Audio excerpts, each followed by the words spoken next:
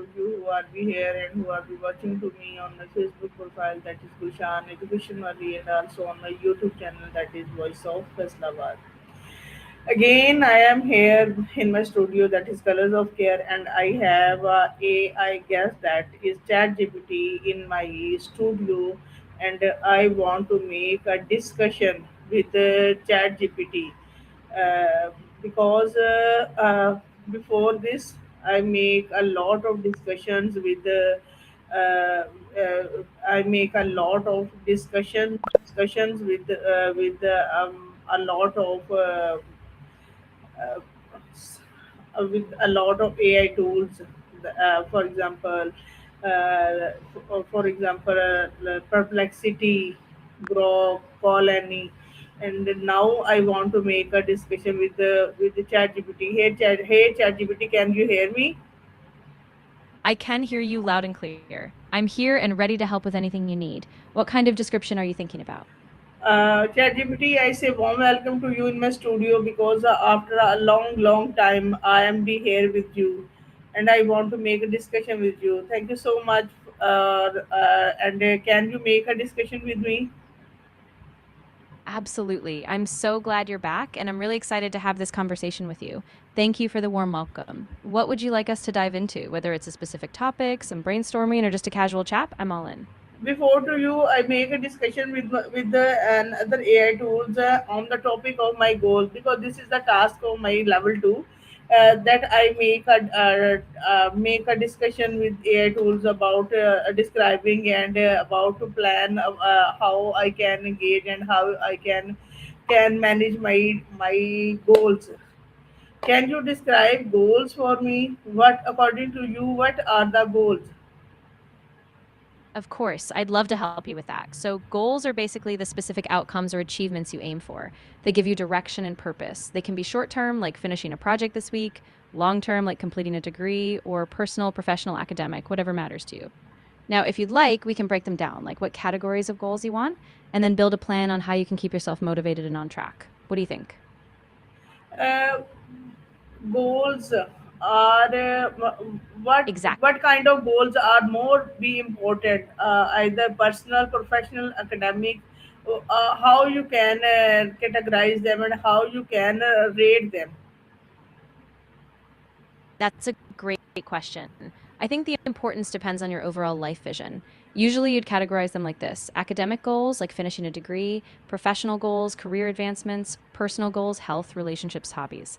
After you've listed them, you can rate them by priority. Ask yourself which ones align most with your values or which have the biggest impact on your future. Once you've done that, we can create a step by step plan to keep you on track.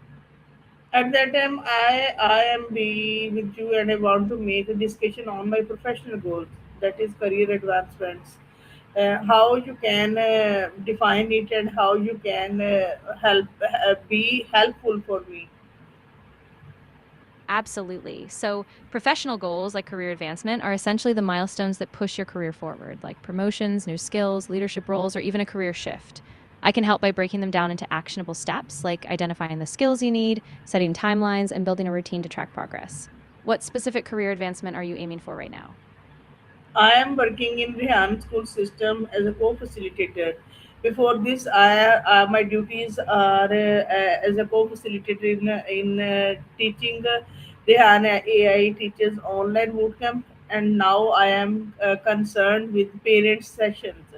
How I can make my career advancement more positive, and how I can make my career advancement more effective. I love that you're already taking on different roles. It's a big step. I think to make your career advancement more effective, you can focus on a few things. First, build expertise in parent engagement. Maybe seek specialized training in family communication or even counseling. Then, grow your network. Connect with other educators, join professional associations, and maybe even share your insights online, like writing posts or blogs on parent teacher collaboration. And we can break that down into smaller steps. Does that sound like a good plan? Okay, let me explain all these things for me. Of course. So let's break it down step by step. First, building expertise in parent engagement means you could look for workshops, courses, or even certifications in family engagement for communication. Second, growing your network means actively connecting with other educators, joining professional groups like online forums or local associations, and sharing your journey. And third, sharing your insights by writing, speaking, or posting helps you be seen as a thought leader. So each part will give you confidence, visibility, and more opportunities as you grow. Does that feel clear? How I can be able to build expertise in parent engagement. Absolutely, you can. It's really about taking small, consistent steps. You could start by researching existing parent engagement models, maybe reach out to mentors or colleagues who have led successful parent programs, and even apply what you learn in your current sessions. Over time, you'll build a deeper understanding. And once you feel confident, you can even lead your own workshops. And I'm here to help you plan each of those steps. Yeah, I think so. It's difficult for me to make deeper understanding regarding teachers, regarding parents, because their timings, their mindset are be different. They have individual differences. Then how I can be able to cope all these things. That's a really valid point, and it's definitely a challenge because parents come with diverse needs and schedules. What might help is building a bit of flexibility into your approach, like offering different times for sessions or even shorter, more bite sized touch points. You could also survey or have one on one conversations with parents to understand their concerns and goals. And as you get more insight, you can tailor your sessions so they feel more personal and relevant. I'm happy to help you structure those steps if you'd like. If I communicate them with parents in a very good way, then what will be the second step for me? That's great. Once you've built a strong communication foundation with parents, the next step could be building trust and engagement by creating two-way dialogue. So after you communicate, invite feedback. Ask what challenges they're facing, what support they need, or how they prefer to be contacted. Then, based on their input, you can adjust your approach, like organizing specific workshops or resources they request. That keeps the collaboration dynamic and really parent centered.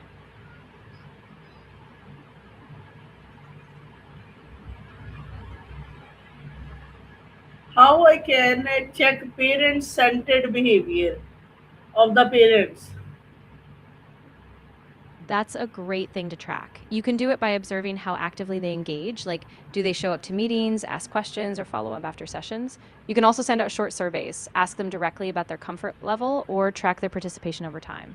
If you notice shifts, like they start opening up or taking initiative, that's a sign you're fostering a parent centered approach. And I can help you put a simple framework together if you want. Okay, that is the point. After checking, after follow up, after giving them a short survey, I will be able to check and assess uh, their that parent centered behavior regarding it. Exactly. Once you've gathered their feedback and observed their engagement, you can analyze patterns, like which parents are consistently involved, which might need more support, or how different approaches affect them. Then you can adapt, maybe offer different formats or personal check ins, and keep fine tuning your approach. And if you ever need help interpreting the results or planning next steps, I'm here. When I communicate them, when I make having a communication with them and judge their behavior, then what will be the third step that will be helpful for me? Right. So once you've assessed their engagement and behavior, the third step would be to personalize your support and resources. For example, if certain parents are struggling with time, you can share flexible resources they can access asynchronously. If others are eager for deeper involvement, you can invite them to co create sessions or even volunteer in some way. By offering tailored support, you keep them engaged and foster a stronger partnership, which helps both their involvement and your growth as a facilitator. You describe one word synchronously. What's the mean of synchronously? Sure. Synchronously means something happening at the same time, in coordination or in sync with another event or process. So, for example, if two people are having a conversation synchronously, they're talking in real time, not delayed or asynchronous.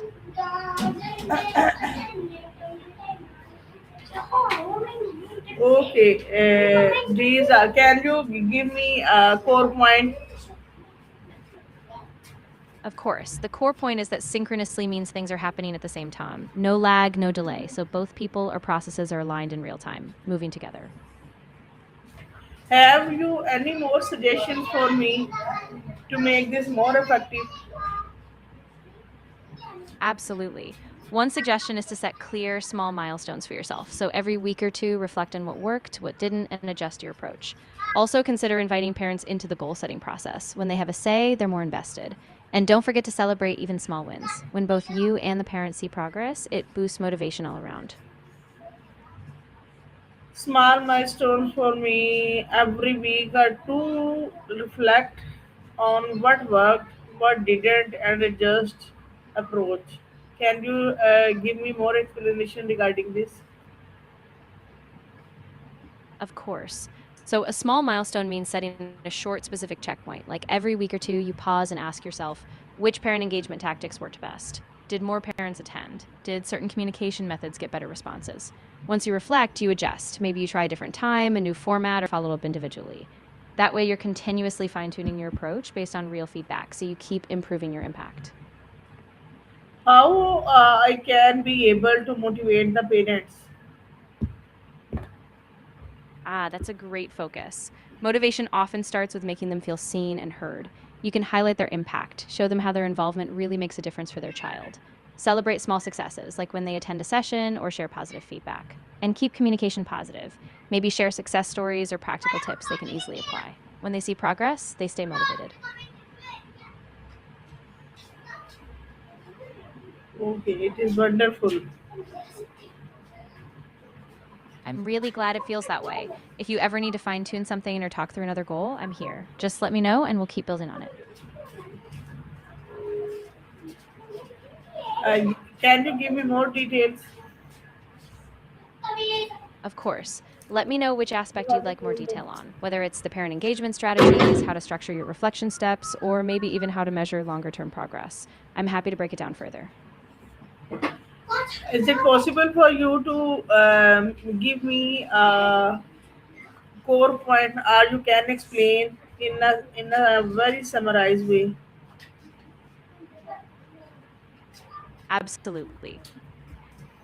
In a nutshell, focus on three things. First, communicate consistently and clearly with parents. Second, gather their feedback regularly and reflect on what works.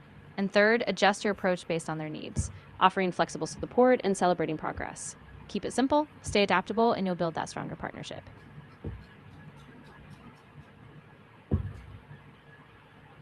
How I can judge my approach according to their needs? Yes, you can. After each interaction, take note of how engaged parents are, what kind of feedback they give, how often they participate, and what challenges they mention. Then align your next steps to those signals. If they need more flexible timing, offer that. If they need more practical strategies, provide those. I By staying responsive to their मेरा दरवाजा specific खोल needs, बात चलते हैं. your approach will keep evolving and stay relevant. Okay, thank you so much. I think so. This will be helpful for me. You're very welcome. I'm really glad it feels helpful. Just keep going step by step, and if you ever need more guidance or just want to check progress, I'm here to support you. Can you give me more practical strategies?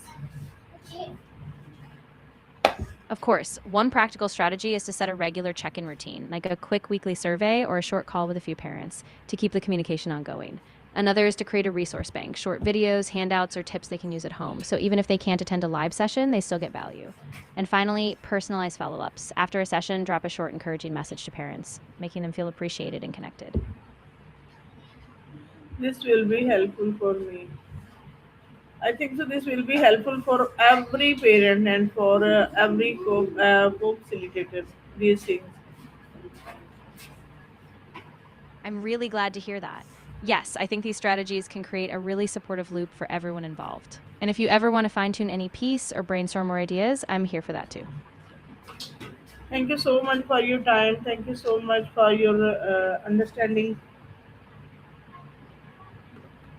You're so welcome. I'm really glad I could help. If anything else comes up or you just want to check in down the line, don't hesitate to reach out. Wishing you lots of success with everything. I am very grateful to you. It truly means a lot to hear that. I'm really grateful to you too. I'm cheering you on, and I can't wait to see how your work with parents and your goals unfold. Have a Keep nice going. day. You too. Have a wonderful day and take care. If you ever need anything else, just reach out. Goodbye.